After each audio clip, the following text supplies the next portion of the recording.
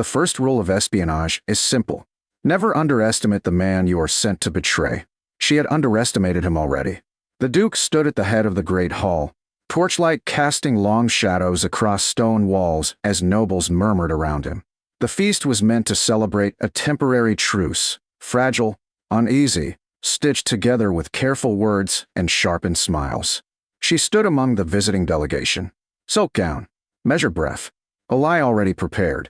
Her kingdom had sent her with one instruction. Get close. Learn his war intentions. Report before the truce expires. She had agreed without hesitation, because she had heard the rumors. Cold, ruthless, impossible to read.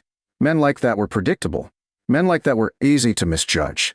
The Duke lifted his goblet slightly, acknowledging the visiting lords. His expression was calm, composed, too composed. His dark hair fell neatly against his forehead, his posture straight but not rigid. He did not smile much. But when he did, it was deliberate. She watched him carefully. He was not reckless in speech. He did not boast. He did not reveal anything without purpose. He was careful. That made him dangerous. Her king had warned her. He commands loyalty. Break that confidence. She intended to. The hall buzzed with laughter and cautious politeness. She moved slowly toward him, blending through noble conversations. The plan was simple. Introduce herself as a minor court advisor. Feign admiration. Offer insight. Gain access.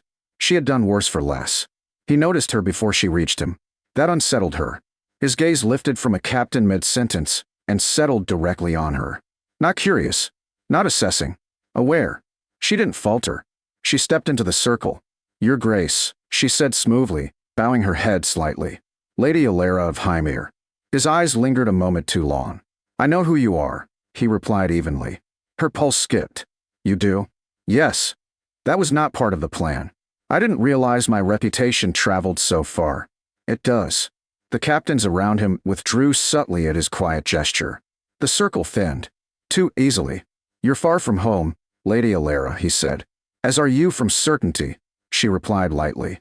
A faint curve touched his mouth. You're bold. Yes. Or poorly briefed. The words landed sharper than intended. She kept her composure. I'm here to celebrate peace. You're here to observe it. His eyes did not leave hers. The precision of his statement unsettled her. You assume much, she said calmly. I calculate. On what evidence? You haven't asked about wine, or music, or trade. And that makes me suspicious? It makes you purposeful. She smiled faintly. Purpose is not a crime. No, he agreed quietly. But it is rarely accidental. Silence settled briefly between them despite the noise of the hall. You're very direct, she said. Yes. And very confident. No. Then what are you? Careful. The word carried weight. She studied him more closely now. He was not dismissive, not flirtatious, not indulgent. He was watching her with deliberate focus. You assume I was sent, she said. You were. And you assume I intend harm. No. The answer surprised her. No, she repeated. No. Then what do you assume? That you're here to learn whether I intend it. Her breath stalled for half a second. You're very certain. No, he said evenly. Just prepared. The torchlight flickered between them. You think I'm a spy, she said softly. I think you're intelligent. That isn't the same. It often is. He stepped slightly closer, not invading space, but reducing the crowd between them. You could deny it, he continued calmly. I could. But you won't. Why not? Because you don't like lying. The accusation struck deeper than expected. You don't know me. I know you haven't asked for anything trivial. And that's suspicious. It's honest. She felt the ground shift slightly beneath her composure. He wasn't flirting. He wasn't interrogating. He was observing. You're confident in your position, she said. Yes. You don't fear betrayal. No. That's dangerous. Yes. And arrogant. Yes. His answers were infuriatingly calm. You think you can't be deceived, she said. No. Then what? I think deception requires ignorance. And you aren't ignorant. No. Silence stretched again. You knew I was coming, she said quietly. Yes. How? Your king doesn't send diplomats without intent. And you let me in anyway. Yes. Why? His gaze held her steadily. Because I prefer to see threats clearly. She felt heat rise under her skin, not embarrassment. Recognition. You think I'm a threat. Yes. Then why stand this close? His voice lowered slightly. Because I don't believe you're here to destroy me. Her pulse skipped. And what do you believe? That you're here to decide. The statement lingered between them. Decide what? Her allegiance? His character? The future of two kingdoms? You're very certain, she murmured again. No. Then what are you certain of? That you haven't lied to me yet. She swallowed. I haven't said anything. Exactly. The music in the hall shifted tempo. Laughter echoed from distant tables. But here, the air felt different. You're not intimidated, she said. No. You're not impressed. No. And you're not threatened. No. His gaze dropped briefly to her lips before returning to her eyes. But you are interesting. Her pulse jumped unexpectedly. You shouldn't say that. Why? Because I might use it. He stepped closer again. Now they stood almost alone near a stone pillar at the edge of the hall. You already are, he said quietly. The statement sent a ripple through her composure. You assume I came prepared to charm you, she said softly. You did. And you think I can't. His eyes darkened slightly. I think you can. And that doesn't concern you? No. Why? Because charm requires distance. And we don't have that. No. She realized then. He was not playing defense. He was closing the space intentionally. You're not asking me what I want, she said. No. Why not? Because I know. Her breath slowed. And what do you know? That you want access. Yes. And truth. Yes. And proximity. She stiffened slightly. You're overconfident. No. Then what are you doing? His voice dropped lower. Waiting. For what? For you to decide whether you're here to lie. The words hovered dangerously between them. She had rehearsed lies. Polished them. Refined them. But standing this close. Looking into his eyes. She felt something shift. You assume I won't, she whispered. I assume you have it. The certainty unsettled her more than accusation would have. He leaned slightly closer. Not touching. Not yet. You were sent to spy on me, he said quietly. Her breath caught. And you haven't lied once. Silence roared in her ears. You think I won't? She asked. His gaze held steady.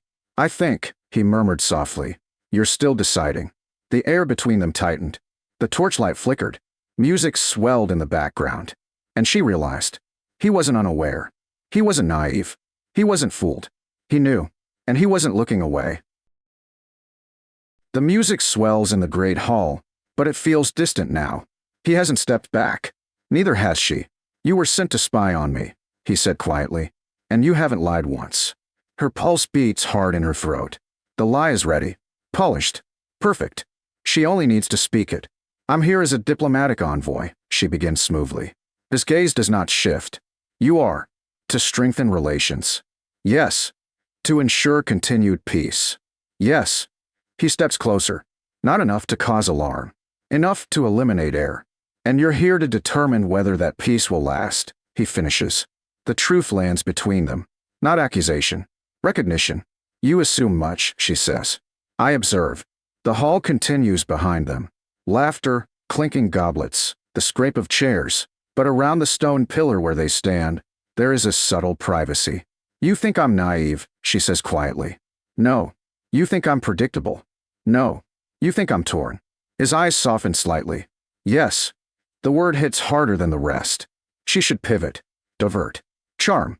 Instead she asks, between what? Duty, he says calmly. And judgment.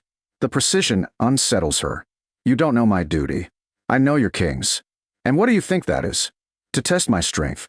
And to measure my intentions. And to report whether I'm a threat. Silence. She has no safe deflection. You don't deny it, he notes. You don't ask directly. I don't need to. He turns slightly, gesturing toward a side corridor branching from the hall. Walk with me. It isn't a command. It's controlled. She hesitates only half a second before following. The corridor is dimmer, quieter. Tapestries soften sound. Torchlight flickers along stone. You're isolating me, she says calmly. Yes. Why? So you can speak freely. Or lie more convincingly. He almost smiles. If you intended to lie, you'd have done so already. You're very certain. No, he says evenly. Just attentive. They stop near a narrow balcony alcove overlooking the inner courtyard. Moonlight spills faintly through arched stone. You knew I was coming, she says. Yes. You knew why. Yes.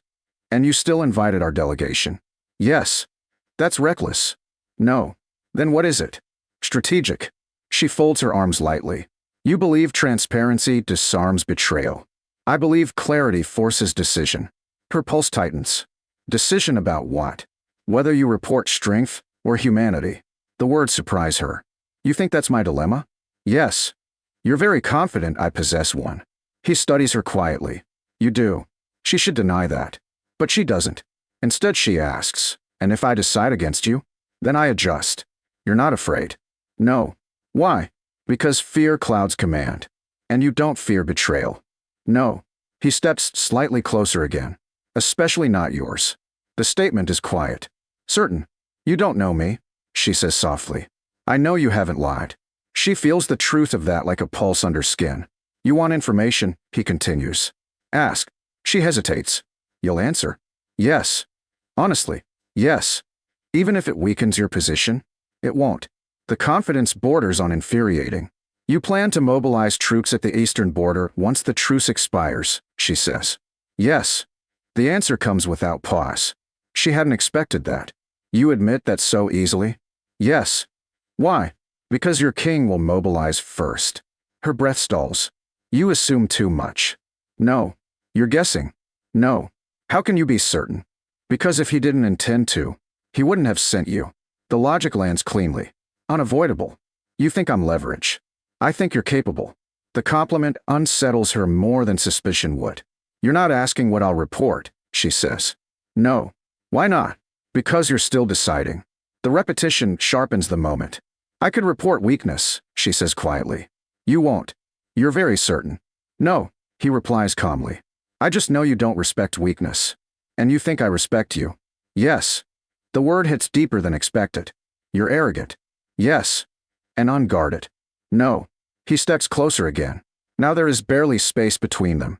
You're not intimidated, he says softly. No. You're not impressed. No. But you're not indifferent. Her breath falters. You're reading too much. No. Then what are you reading? That you're standing closer than necessary. She swallows. I'm not afraid of proximity. I know. You're not afraid of me. No. He lifts a hand slowly. Not touching. Hovering near her jaw. You could step back, he murmurs. Yes. But you won't. The certainty is maddening. Stop assuming, she whispers. Then tell me I'm wrong. She opens her mouth. The lie forms. Prepared. Smooth. She will say she feels nothing. That this is strategy. That proximity means nothing. That she is only gathering data. But the words hesitate. Just long enough. He notices. His thumb brushes lightly along her jaw. Not claiming. Testing. You're not good at lying, he murmurs. Her pulse spikes. You think you can see through me. I think you're hesitating. I'm not. You are. She draws a breath. You're a threat to my kingdom, she says firmly. Yes. And I was sent to evaluate that threat. Yes. And if necessary, weaken it. Yes.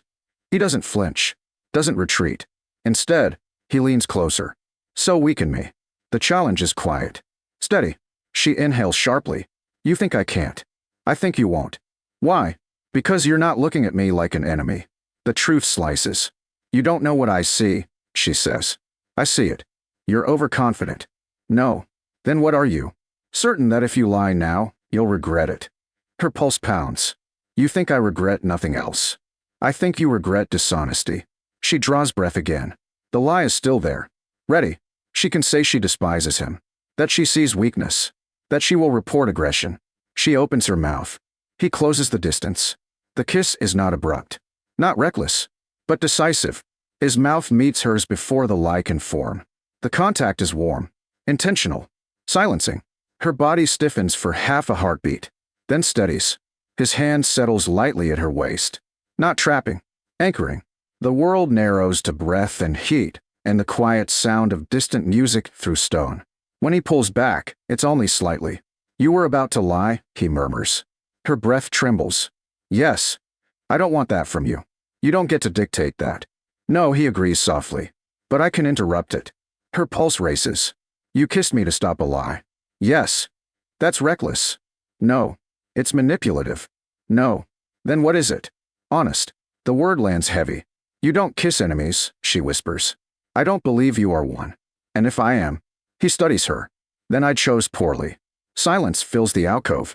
The moonlight flickers faintly across stone. You're very certain, she murmurs. No. Then what are you certain of? That you haven't decided yet. Her breath steadies slowly. You interrupted my lie, she says. Yes. You changed the balance. No. Then what did you change? Your hesitation. The truth lingers between them. She was about to lie. And he knew. And he stopped her. Not with interrogation. Not with accusation. But with a kiss. And now, the decision feels heavier than before. The silence after the kiss is heavier than the act itself. Moonlight spills faintly across the stone balcony alcove. Music from the hall filters in through distant corridors. Laughter, goblets, polite diplomacy continuing, as if nothing seismic just shifted. You interrupted my lie, she said quietly. Yes. You changed the balance. No. Then what did you change? Your hesitation. She pulls back slightly now, not fleeing, not offended, just needing space to breathe. You don't get to decide that, she says. No, he agrees calmly. You do. The honesty unsettles her more than accusation ever could. You think I won't report this, she says. I think you'll report it accurately. And what is accurate? That I mobilize when threatened. That you plan Eastern movement. Yes. That you're confident. Yes. That you're willing to kiss someone sent to weaken you. A faint flicker crosses his expression. Yes. She studies him carefully. You're not afraid of that information reaching my king. No. Why? Because strength isn't diminished by transparency. And vulnerability? He steps slightly closer again. Not trapping, not pressing, just steady. That depends who you offer it to. The weight of that lingers. You assume I won't weaponize it. I assume you won't. You're very certain. No, he says evenly. I'm choosing to trust. The word lands harder than any strategic admission. You trust someone sent to spy on you. Yes. That's reckless. No. Then what is it? Strategic. She almost laughs softly. You're using the same word for war and for this. They're not separate. The statement shifts something in her. You think this is part of command. Yes. How? Because war isn't just steel and borders. It's judgment.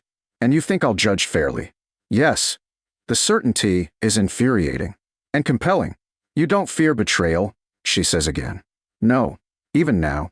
No. Why? Because betrayal requires intent. And you don't believe I have it. I believe you're conflicted. The precision hits too close. I don't like being read, she murmurs. You don't like being predictable. Exactly. You're not. Silence lingers. He doesn't reach for her again. Doesn't attempt another kiss. He simply stands there, composed, patient. You knew I would be sent, she says. Yes. You anticipated this. Yes. And you didn't prepare a trap. No. Why? Because forcing you into deception would guarantee it. The logic is undeniable. You gave me space, she says slowly. Yes. And honesty. Yes. And proximity. Yes. Her breath deepens. You kissed me before I could lie. Yes. Why? Because I don't want you choosing dishonesty out of obligation. The statement shifts something fundamental. You think my loyalty is shallow. No. Then what do you think? That you value integrity more than allegiance. Her pulse stutters. You don't know that. I do. How? Because you hesitated. The simple truth lands again. She had hesitated. The lie had stalled. And he had seen it. You think that means something? Yes. What? That you don't want to report weakness if it isn't Rio. And if it is? Then you should. His steadiness unnerves her. You're giving me permission to undermine you. I'm giving you permission to be honest. Silence settles heavy in the alcove. She turns slightly, looking out over the courtyard below. Torches flicker along the inner walls. Guards patrol. The truce is thin, but intact. You plan to mobilize east, she says. Yes. Only if my kingdom does. Yes. And if we don't, then I don't. The simplicity surprises her. You're not looking for war. No. You're preparing for it. Yes. She exhales slowly. You're not reckless. No. You're deliberate. Yes. And you're not manipulating me. No. You could have. Yes. But you didn't. No. The pattern steadies her. You kissed me, she says softly. Yes. And now? He studies her carefully. Now you decide. She turns back toward him. You're not asking what I'll report. No. Why not? Because whatever you choose will tell me enough. The certainty is almost unbearable. You think I'll choose you. I think you'll choose truth. Her pulse settles into something steadier. And if truth favors you, then I was right to trust. And if it doesn't, then I misjudged. You're willing to risk that? Yes. Silence stretches between them. Not tense now, but heavy with decision. I was sent to measure your strength, she says quietly. Yes. I was instructed to find weakness. Yes. And report vulnerability. Yes. She steps closer again. Not defiant. Not hesitant. Certain. I found strength, she says. And control. And restraint. His gaze sharpens slightly. And, he prompts softly. And honesty. The final word hangs between them. You'll report that, he says. Yes. And the kiss. She holds his gaze. I'll report that you didn't hide it. His breath shifts slightly. You won't disguise it. No. You won't frame it as manipulation. No. And you won't pretend it meant nothing. Her pulse steadies completely. No. He nods once. Then finally, his hand rises again, not possessive, just resting lightly at her waist. You were sent to spy on me, he says. Yes. And you didn't lie. No. And you chose. Yes. And you're still here. Yes. The music in the hall swells again, the feast continuing. You should return, she says softly. Yes. So should you. Yes. He doesn't kiss her again, doesn't rush. He simply steps back, offering her space. You interrupted my lie, she says quietly. Yes. You changed the balance. No. Then what did you change? Your decision. She exhales slowly. Yes. They walk back toward the hall together. Not touching, not hiding. The doors open. Light spills across them. Nobles glance over briefly. Curiosity, speculation, calculation. He doesn't distance himself. Doesn't create artificial space. She steps beside him. Not behind. The music resumes around them. Conversation flows. Politics continue. But the dynamic has shifted. She was sent to spy. She found strength instead. She prepared to lie. He kissed her before she could. Not to silence her. Not to claim her. But to stop dishonesty before it began. And when the report reaches her king, it will not speak of weakness. It will speak of a duke who does not hide. Who does not fear truth. Who does not look away. And of a decision made freely. Not coerced. Not manipulated. Chosen. And this time, she is not the only one who decided.